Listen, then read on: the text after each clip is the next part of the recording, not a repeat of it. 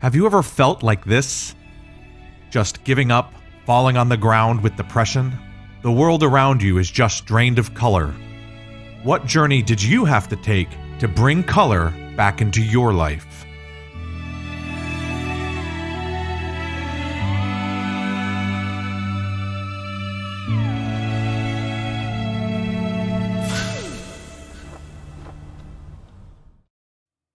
My name is Adam, and this is Light in Game Design.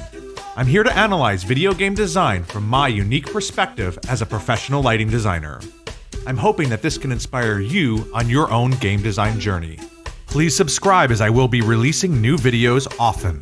And also, there are many spoilers ahead. We meet Gris in this establishing shot. She's painted beautiful in watercolors, singing angelically, and then suddenly chokes, losing her voice, which triggers her world to shatter around her. Gris translates in Spanish to gray, which is a mixture of black and white completely absent of color. Early gameplay takes place in this gray landscape. The only color is that of Gris's hair.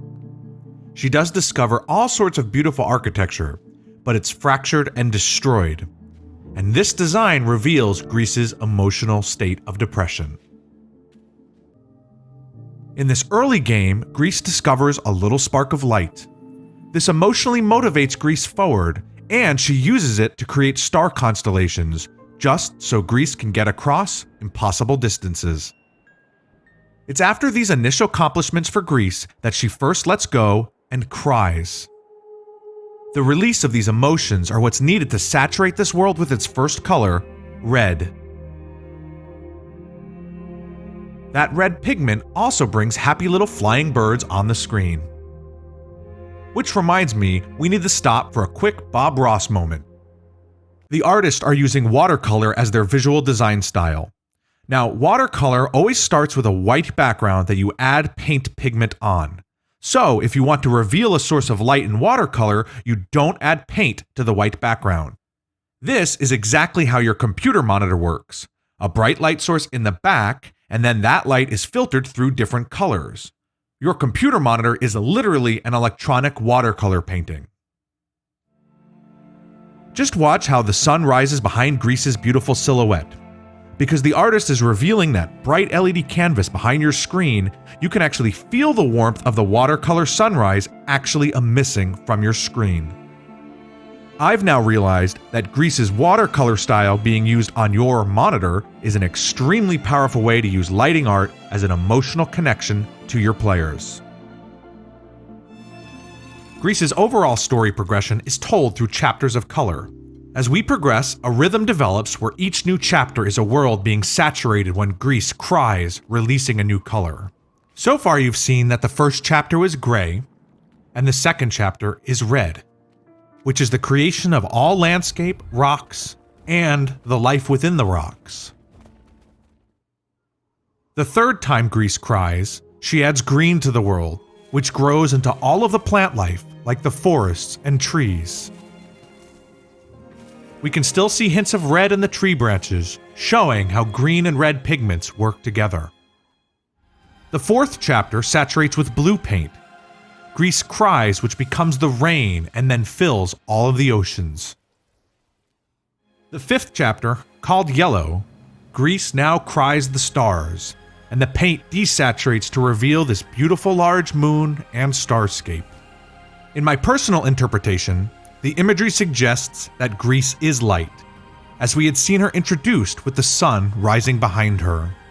It's obvious that Gris is struggling to overcome depression. But what are the obstacles that she has to overcome? One of Gris's first challenges are these dust storms that press her back on her journey. Clearly a metaphor for being set back in her fight against depression. The dust pigment covers the sky, creating an ominous atmosphere. But as the dust storm ends, the red pigment is removed and the beautiful sky glows again. Notice these shafts of sunlight as Gris has arrived in this cathedral of crying statues. I believe it's important to establish light beams and a strong sense of sunlight here on the surface, as Gris will find herself falling into the darkness, the red pigment fading away, and soon she will land in the black. With watercolor painting, black is often painted with ink, completely opaque and covering all of the white background. In Gris, the blackness manifests itself as different creatures, like this large bird, which screeches at Gris and we now know is causing the windstorms that are setting her back. The blackness often shows up to ruin moments of beauty and accomplishment. Like here where Gris has revealed the moon, the blackness will soon overwhelm her. The black bird continues to attack in the sky and even morphs into a scary eel underwater, hunting and trying to kill Gris on her journey. Even at moments where we think Gris might be safe by hiding in the darkness, her demons still find her and attack. Ultimately, we do see the darkness manifest itself as Gris, and it completely destroys all of the color in the world that Gris has emotionally suffered so hard to paint. The oceans are now black ink, and Gris must start again to bring all of the color back to the world.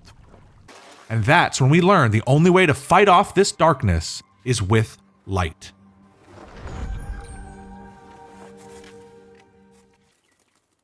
A connection needs to be made with the player so they understand Gris has a big heart with the best intentions for the world.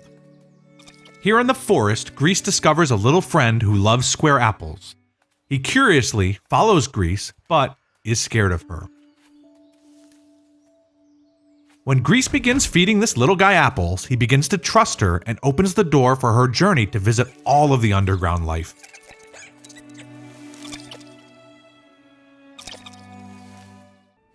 It is dark in these caves with some shafts of light from the surface, but there is happy life everywhere that seems to be cheering Gris forward. Gris's little friend gives her a star, and she tries to sing again, but fails. Deep underground, where there is no light, Gris discovers life that glows with a beautiful bioluminescence. All of the light keeping her safe emanates from life forms. As Gris jumps from mushroom to mushroom, there's a little chime bell, adding mystery and optimism. This is when the game's puzzles become about using light. For example, platforming in the dark is almost impossible. But Gris's presence causes the trees to light up briefly so we can memorize the platform locations. The life around Gris even lights her way forward, providing a path when she doesn't know where to go. The life guides her and protects her, for example, like this large glowing turtle. Just watch how the turtle is able to completely destroy the darkness with its glowing pink light.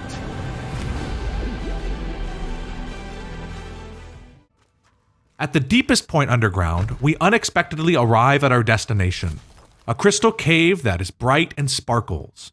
The crystals take the smallest amount of light, reflected into this magnificent brightness. Gris collects the missing star here underground, and all of the sparkles mirror the beauty of the starfield in the night sky. On the surface, Gris finds more little sparks of light, this time like little lightning bugs that can help her illuminate ghostly platforms that are invisible. The reveal of these ghost palaces are timed puzzles, and as the light fades away, Gris falls right through them. As light has literally and emotionally been used to help Gris forward on her journey, she begins conquering depression and restores her singing voice.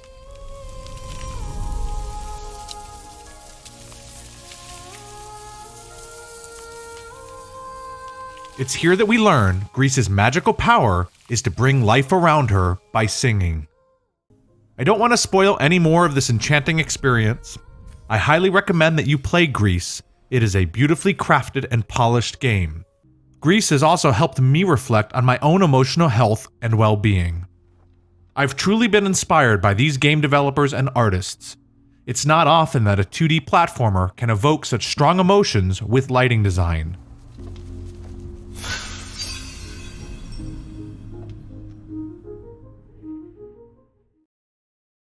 Since you guys made it to the end of the video, here's my food for thought before we part ways.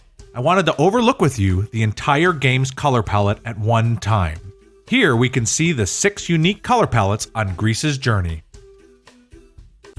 Thank you guys for coming on this game design journey with me. If you enjoyed, please leave a like and subscribe, as I will keep this series going. And I'd love to chat with you in the comments below.